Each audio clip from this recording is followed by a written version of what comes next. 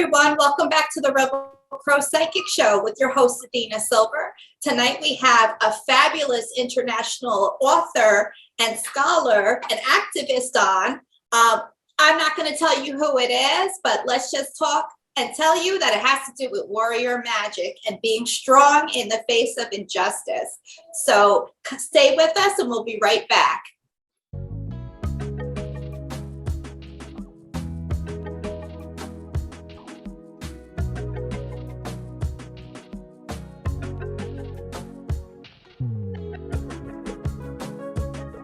We're back. Let's get into it. Tonight we are having a very accomplished author on. He has written a few books, the likes of Queer Magic, Santa Muerte, and Morbid Magic. But tonight we're going to be talking to him about his new book, Warrior Magic. We're having on Tomas Prower. Thank you for coming on Rebel Pro, Tomas. It's such a pleasure and an honor to meet you. I appreciate that. I'm excited to be here too, and all of you and all the listeners out there. Yeah, well, welcome. Tonight we're talking about your book, Warrior Magic, Justice, Spirituality, and Culture from Around the World. It was definitely like a heavy book, but a really interesting read. What inspired this book? It was really a spur of the moment thing. I had another book I was planning to give Llewellyn in my mind, working on it, internal drafts. And at the last second, I just felt this inspiration back in 2019 to do this. Just that unspoken intuition, pitch this. They accepted it. 2020 happened. And they're like, we really want that book out now. This was a book for the moment. Like that was where my head was at the entire time I was reading it. I was like, damn, like we needed this book. And it wasn't planned, because a lot of people come up to me and they ask me like, oh, 2020 happened. You're trying to like cash in on that. I'm like, no, you look at the receipts with everything. The contract was way before that, like early 2019s, before even the pandemic. So it was just timing, that intuition of it. Well, that's how spirit strikes when the iron's hot, right?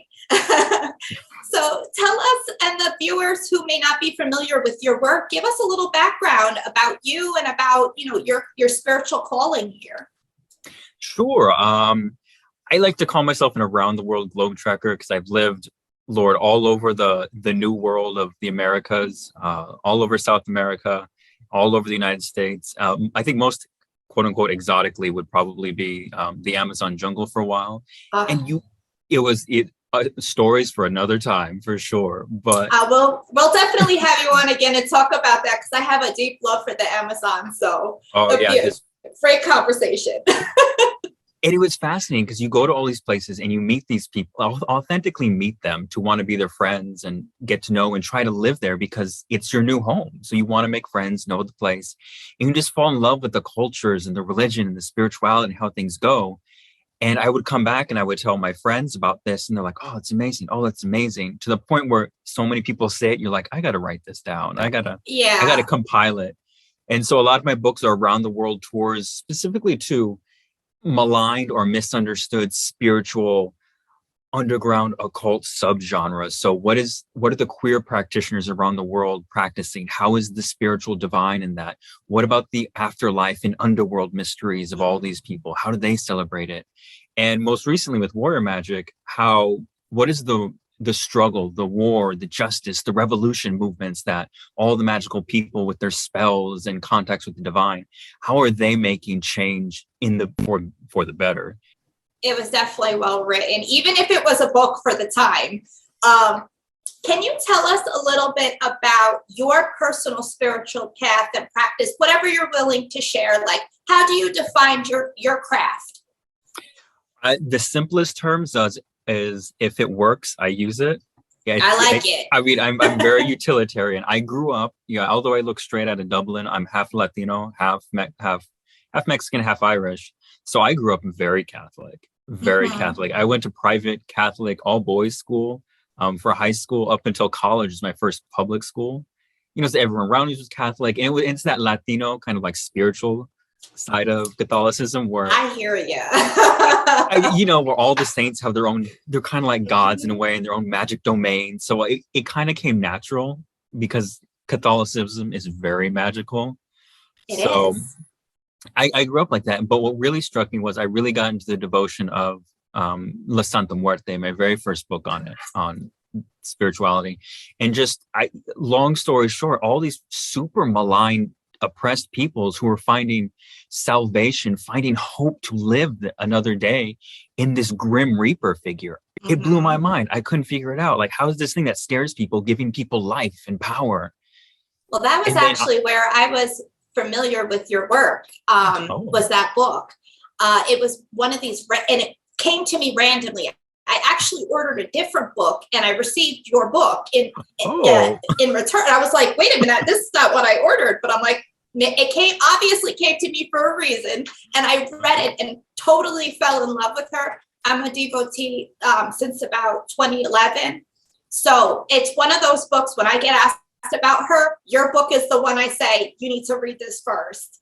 So like, that's high praises coming from me. That's high praise. When it comes from a fellow devotee, that's where the true heart is. You broke it down in such a way where it's like across the board, you made it like approachable. You made it understandable. Like you brought in the history aspect, even because it's such a hard deity to like pin down her origins. You gave us like a good like alternative theory as well as like the mainstream theory. So it was nice to kind of get a little bit of culture in a way that not everybody has a chance to get, especially up in the United States. So I absolutely loved that book. That's why when I saw this book, I was like, oh, I'm going to talk to him.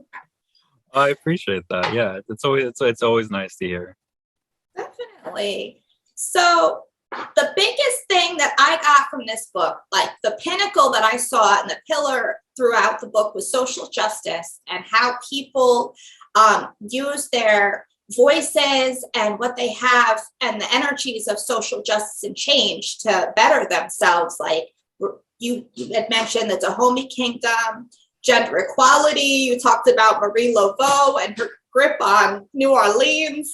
Can you speak a little bit about more where this came from with you and why you felt that to bring in all these different examples of the social justice? Twofold, really. There's the marketing one where it's after Queer Magic and Morbid Magic. It's kind of like my brand. Like it's what everyone kind of expects now. So it's following my quote unquote brand, I guess. But the other reason is because I like it. I mean, when you hear something, you always hear one side of something. And to truly get the global experience, it's one thing to have this, yes, I can speak a few languages. Yes, I'm, multiracial, but I'm not the world. I don't know everyone's lived experiences. So even if I wrote something about all these different cultures from just my perspective, it's very hindered in a way. It's very restricted. You don't get the truth. So a lot of research, all my travels, I have contacts that I reach out to and they tell me and they give me information, access to academic literature, in their archives that I have. And if anyone who's read the book, there's the magical community section where people from around the world living in those places, active in the good fight, tell you the spells they use, how they do it. So it was always the very first time when I did it in Queer Magic, it was very, very important because I didn't know what it was like being queer in Southern California and Los Angeles, where I lived at the time. It was okay. Like, it's very okay. Yeah, it's very normal. yeah. I couldn't speak to what someone living in Kentucky at that time was like, let alone what it's like someone living in Pakistan, living in India, living in Japan, places where it's not okay or where it's less okay. Yeah. And you needed that. Yeah, you needed that multicultural, deep roots view. People loved on Queer Magic, did it for Morbid Magic, and I absolutely had to do it for Warrior Magic because I love it, and everyone else seems to love it too. So that's it really worked out, and I really love how you cited all your sources in such a nice, organized way. So if you wanted to like see the full context of what you were citing, like it was right there on the page, easy. So like from like a reference point, I appreciate that because like I'll read the book, but I always want to know, well, like, where did this come from? Let me read, the tentacles that form the whole octopus here. Yes, that's definitely me too. I'm very skeptical by nature, and I don't take things at face value. Your sign? Oh, I am a Libra sun, Libra moon, Gemini rising. So I'm super up in my head, super like, what are all the sides of these You're things? all over the place. You got it all. Yeah. So when people tell me something or I read something, I'm just like, how did they know that? Like, really? What is this? Are they just typing stuff? Like, who knows? So I always like to have the receipts. I'm like, you don't believe me? Here's the literature. Here's where I got this from. Seek for yourself. But also, to truly do around the world things, you would need a large compendium. This would have to be Yeah, multi-volumes. So this is a quick round the world in 180 days kind of quick journey. So if something really sparks you or resonates with you or fascinates you, you have the literature to go and do the deeper dives yourselves. So it's the springboard. absolutely. And I like that how you passed it off to other people and let them step in and teach that chapter. You know, I felt that was fascinating. I have not really read a book like that in a while, where you have other people's voices that you're showcasing. You know, you've included a lot of really cool people, but I want to talk about one that really resonated with me, like very deeply, and kind of really changed how I was looking at things. Oh, wow. I'm not sure if I'm saying her last name right, but Siri Plouffe. I think it's Siri Plouffe. Plouffe. Okay, sorry, my pronunciation's crazy. I blame being from New York. Yes, Siri, yeah. She walked us through the dismantling of tapestry of oppression. It was a ritual that was very detailed in the book, and it was talking about like how the Valkyries and the Norns of Norse mythology, how using their type of magic and basing it towards us as like, you know, in the system of oppression that a lot of us find ourselves in, how to like view the government and view the systems and how to see where they've gone wrong and dismantle them in a way that feels like balanced and logical, as opposed to just sheer emotional. Siri was definitely one of the people I wanted to reach first, because I knew they had a very good, strong, very, you know, Northern Scandinavian spiritual connection, and especially with the Valkyries. And in fact, fun little tidbit about behind the scenes with that one in particular was that it was actually a lot heavier. It was a lot more aggressive. It was a lot more, let's go for the jugular. I would have loved to read that. Can we get a director's cut version? I mean, if the book sells well, we can do updated versions and things. But I can't wait. No, it actually had to get toned down. Some of the book's content, especially that one, had to get toned down because it takes a long time to write a book. So it started in 2019. The January 6th quote unquote uprising in Washington, D.C. happened, and suddenly being very aggressive was seen as something that these people do. It felt righteous, though, like the tapestry of oppression. It felt righteous the way it is. It's completely it's the exact opposite. It's taking down those, you know, quote unquote proud boys and the bros and old gentlemen around coffee tables making the big decisions. The crusty club. Yes, those people. But when things got really violent, a lot of it had to be toned down because it was not as palatable. I can tell what you mean.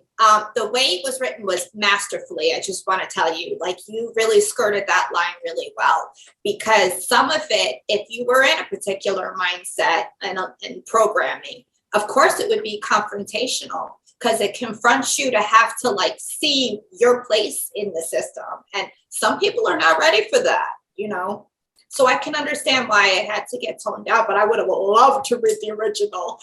Well, I think Siri, I think they have their social media or their website and the links and stuff in the book. So contact them. I'm sure they'll give you the full story. But yeah, I will. I appreciate the righteous anger. Yes, it's necessary. Absolutely. So let's switch gears a little bit, and I want to ask you about the chapter featuring Sparta and Athens. You know, I'm Athena. She's one of my patrons. So I have to ask about her. But the way that you brought forth like Athena versus Minerva and the evolution of her energies and her likeness and story, as well as how Athena was venerated over Ares and how that occurred. It was nice to see it in a book because it's not usually explained in such a palatable way. It's usually very like over academia, you know, too much academia, too much mythology, too much, you know, abstract kind of thought. This really put it in a way where like non-history people could kind of understand where spirituality, myth, and history all kind of meet together to create this energy, which is, you know, Athena.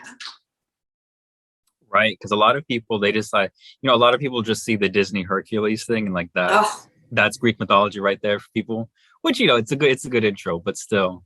And then you only read, you know, the popular things and you don't see how things progress. And a lot of times people, especially what you were saying with, you know, the Roman versions of the Greek deities, they think, oh, it's just the same exact thing. But no, they change it. Minerva is not Athena. Minerva is the Etruscan goddess with Athena mixed in to create their own thing. Same thing with Ares. Mars is a very different beast than Ares. yeah. Mars is a lot more political, a lot more fertility, a lot more Roman, you know, just like Roman values. In one word, yeah, much more Roman. Like the cult of manhood and machismo, you know, it really comes across with Mars. Yes, Mars is definitely a guy's guy for sure. And that's one thing I really wanted to emphasize in the book because I never hear a lot of good things about Ares or Mars. It's always like, oh, he's a brute. Oh, he's too rough. Oh, he's mean. And people like a lot of people like Athena more, and that's cool. But when you read the Greek myths, you see how Ares was the one who stood up for women. Ares was the one who got revenge on people when they were, you know, violated. Ares was the one who supported the Greek Amazons and allowed them to be fierce and independent. But he was also saying a lot of things that people were not ready to hear at that date and time. So that's why he got all that flack, you know. It's it's timing is everything, and including what the deities say. But yeah, so I especially in this book, because it's so martial, and wanted to bring, you know, Ares and how the good sides of him. Is it all good? No, absolutely not. But still, like, he's the guy who will fight by your side in the battle, in the protest lines. He's not going to manage you from the back or be a general. He's your brother in arms. He's there with you. And not many gods do that. It's like, I'm going to help you from a distance. Woo. Ares is like, let's go. And that's nice to see that people often either skip completely or forget.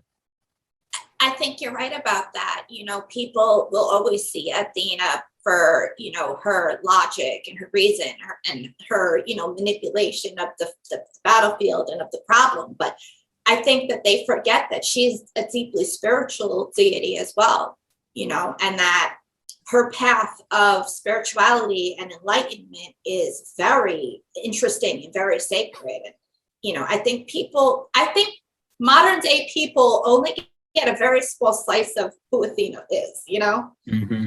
Oh, yeah. But it happened with a lot of those deities from antiquity. You know, we kind of see what we want to see in them, and not all of us get to see, you know, the true distilled version of who she was, especially back then, you know? Oh, yeah, because the way we see things now is completely different. Growing up in a completely different culture, even nowadays, you see the world differently, let alone millennia ago. So it was a different world you had to interact with. So things change as we change and as the times change. What kind of social change do you think is going to be coming for our future based on what you've taught us in this book, based on what's going on in the world? Where do you see us, or where would you like to see us in the next, 10, 20 years? It's tricky. And it's not going to be a fun answer. I didn't expect it. Okay. Because it's a heavy book. Yes. So you're going to get heavy answers. But what I would like the world, I mean, just more peace. I mean, it's probably anything any beauty pageant contestant's going to say. More peace, more happiness, more empathy. I mean, it's the basic things everyone wants: safety, security, live your own life, be happy, and live it to your fullest, and be able to do that. What I see happening is more of the same. I don't see any big changes happening, because here's the thing. 2020 was a big watershed year, as we all know. Mm-hmm. There were things that happened, but really there has been no change. If there was going to be change, it would have happened. And there were things like, the protests that were happening, things were getting intense, but then everything backed off and they stopped. We don't have the momentum. We don't keep up the momentum. And my theory from all the research is that the very, very nuanced theory is that the existence of the middle class will forever prevent true revolution from happening. Because in the olden days, you're wealthy or you're poor. Mm-hmm. So you either have everything or you have nothing. There's no barrier. So when they got angry, they did something. And then those in power were directly affected in immediate ways. Also, they outnumbered them. And we've only had a middle class for maybe 100 years? Yes, it's relatively new. It is. And every politician, every side will praise the middle class as like the greatest thing. But that's because that's where it's the safest thing. But the middle class really is just a buffer zone. It's, hey, this is the wealthy, middle class, and the poor. Now the poor can't attack the wealthy. They have to go for the middle class. So the middle class is scared of the poor. And as long as the middle class if they ask for more, you could say, well, we can push you down farther. It can get worse. Don't you want to be happy with your TVs and your smartphones and your small house? Yes, rent is insane, but you can eat and hey, you can watch Netflix at night. Hey, isn't that comfortable? And so people like that comfort. And so they don't want to rock the boat. So they will prevent the people who really need change because the boot of oppression is crushing them. Say, hey, you're getting too violent. Hey, you're getting too angry. Calm down. You'll mess it up for all of us. So then they stop them, which allows this to continue. Mm-hmm. I mean, it can get a lot more detailed, but I people are not as angry. There. Yeah. See, I have a little bit more of an upturned view, slightly. I mean, it's depressing as hell, but it's a little less depressing than that. Okay. I think that with the millennials and with the Generation Z, I look at it more like what we went through with the 1960s and civil rights movement. And I think that we might have another few waves before we really hit the breakthrough point. And then I think we might go through a bit of a renaissance, especially when it comes to spirituality and alternative views of spirituality and paganism and shamanism and animism all coming back into play. And I think that hopefully more people will be open to it. Now, do I think it's going to be running from one church to the next? No. Do I think that people are going to look at, Christian values as the only way? No.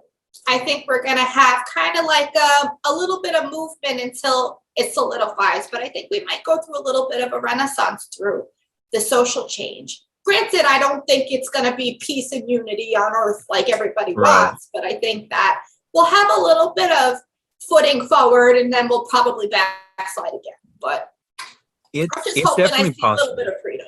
It's possible. I mean, if you look at the astrological, for all the astrology people, and the progression of things, and we're entering the age of Aquarius, which is now a meme and a joke unto itself. But we're entering the age of Aquarius.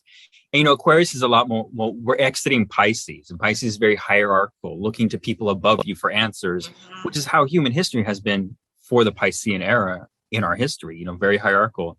And Aquarians are more rebellious, a lot more change, a lot more, let's do something abstract and let's all sit at a round table. And so we're seeing a lot of, the younger millennials, which I am one, so I totally understand it. Hey, let's knock this down. Let's get the group table. Let's have everyone be represented. Is meeting the Piscean ages. We have a hierarchy. There are things you need to do. There are standards. So that's exploding into each other right now, for sure. When the dust settles, I think it'll flip at a certain point. That's kind of the vibe that I'm getting, especially I'm a seer, so I do a lot of different prediction work myself.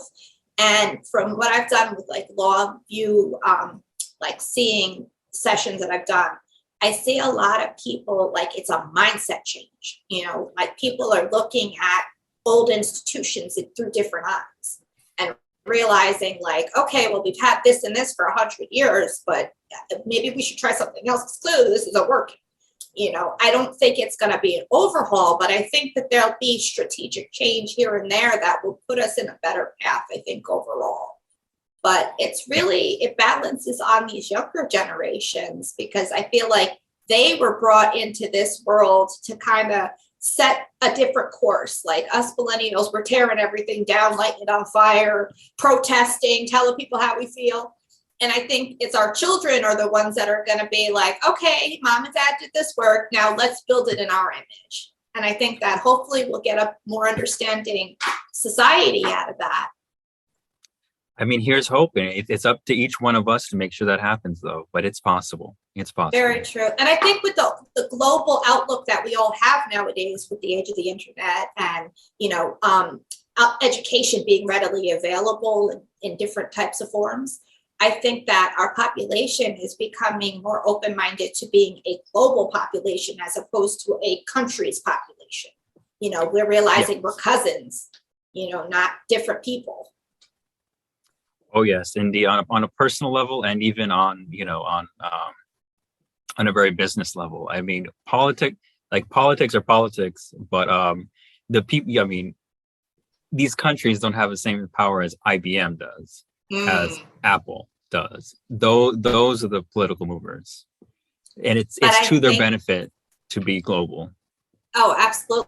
And I think that going back to the astrology we were talking about before, I think that those are going to become like the leaders for the next, couple decades before there's somebody else who outranks them. I agree with that for sure. Yeah. All right. Well, let's talk about something a little bit happier.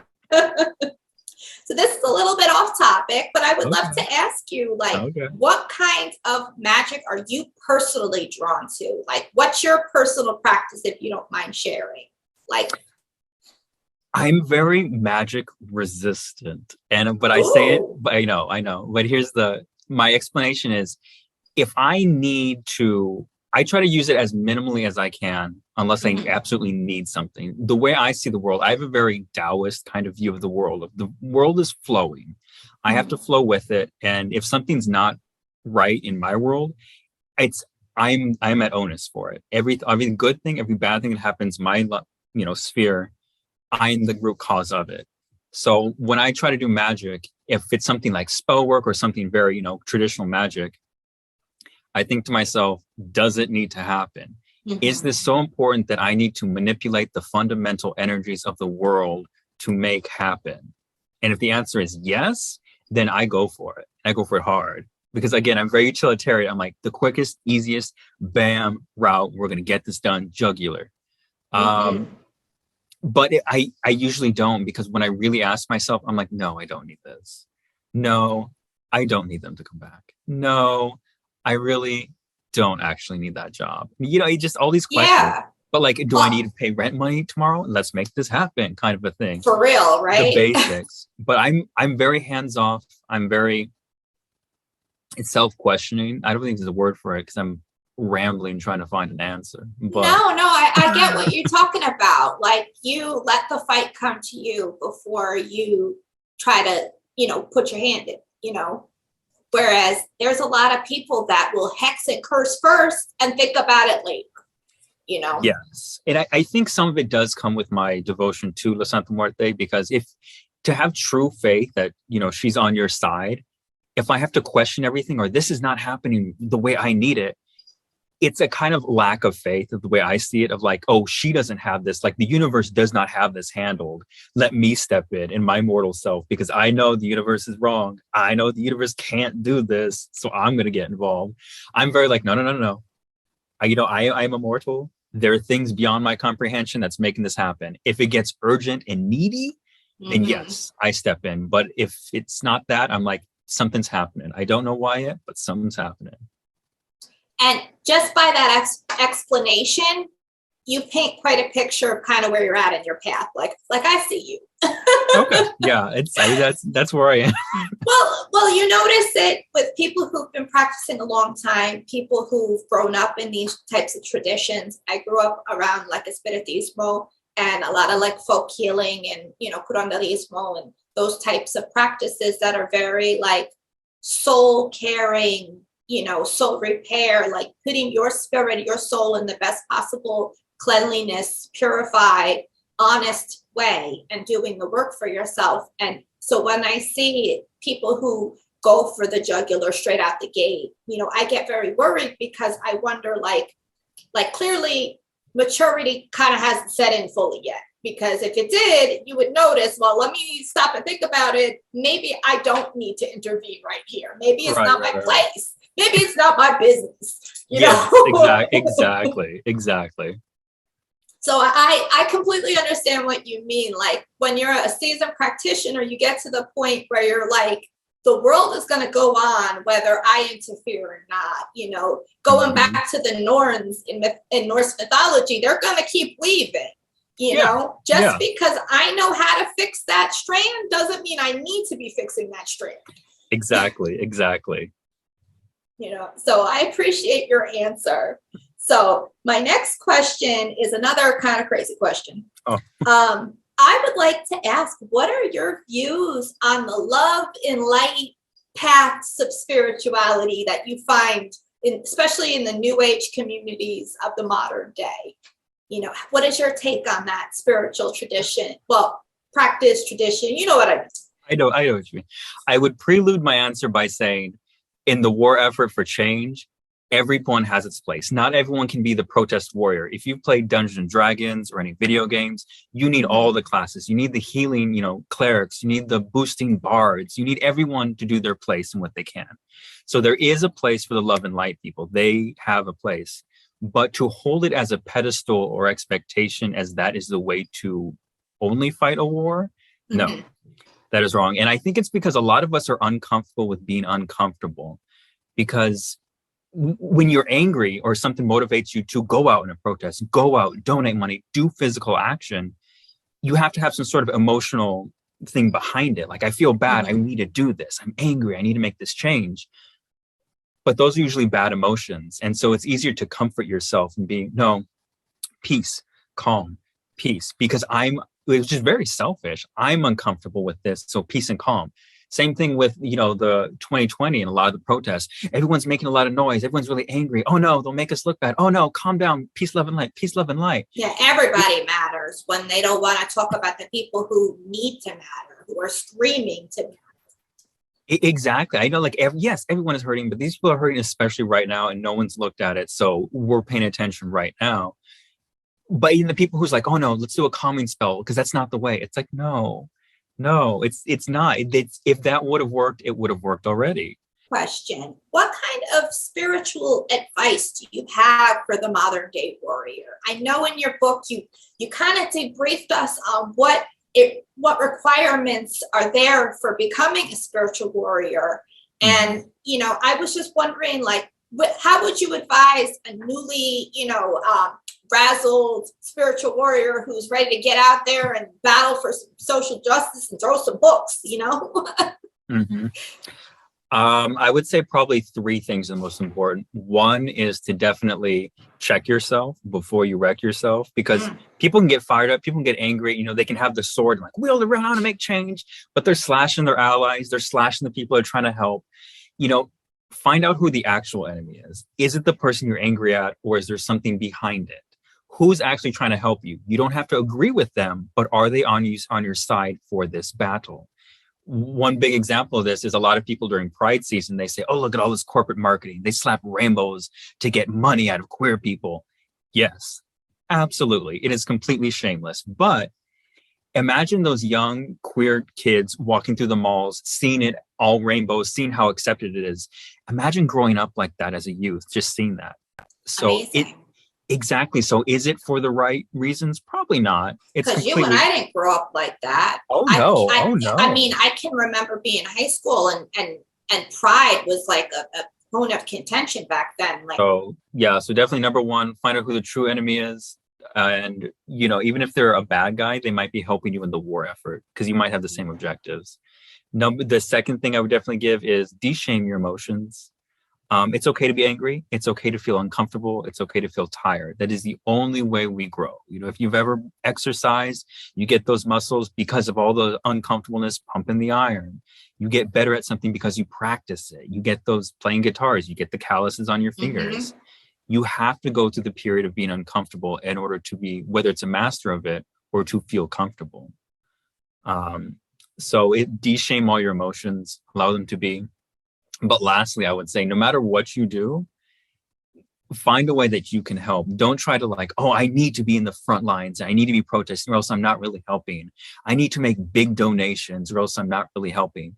Just do what you can. If you're that person who, there's a racist, homophobic-ist remark that someone makes on the bus and you're like, hey man, that's not cool. Like, what are you doing? Boom. That's activism. You're a warrior right there. It doesn't have to be grand. It doesn't have to be showy. You don't have to be like, oh, here's me helping people, Instagram photo. Hey. No, I mean, you have to, in every situation, every small situation, it's the little things that really make the big difference. So help where you can, find out where the true enemy is, and de-shame your emotions. Beautifully said. Beautiful. So getting back to something that really resonated with the book. I am 5'0" and really spicy. So obviously I've had a lot of anger in this little body for a long time.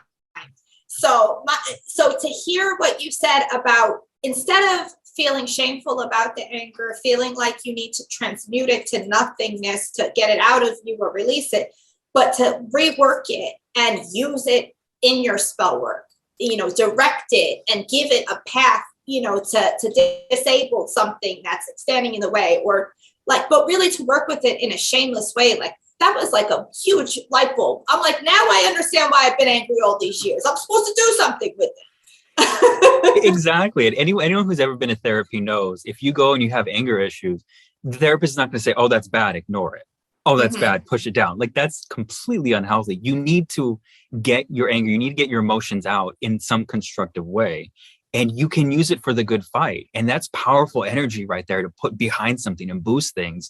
So never lose your temper, use your temper, because it's powerful. So how do we stay in touch with you, Tomas? How do we follow what you're doing online? Do you have a website or any social media links you want to give us? I do have a website. It's my name, tomasprower.com. If you contact me on the social media, all of them, Twitter's probably the best one. I have Facebook. Can you give us your handles, please? Yes, I think they're all at Tomas Prower. But yeah, I mean, social media is the best way to get in touch with me, for sure. Thank you so much for coming on. It has been such a pleasure talking to you about this new book. For everybody out there, it's Warrior Magic, Justice, Spirituality, and Culture from Around the World by Tomas Prower. It's a great read. It's a heavy book, but it's full of just like such great cited research and academic study, and it's palatable for people who are dipping their toes into history and mythology, can kind of get a good footing on different cultural aspects from around the world, which is like totally drove me to this book. I know all of you guys, especially my history buffs, are gonna love it. So if you get a chance to read it, I highly recommend it. We would love to have you on the show again for your next book whenever that comes out. It's been such a pleasure speaking with you about this.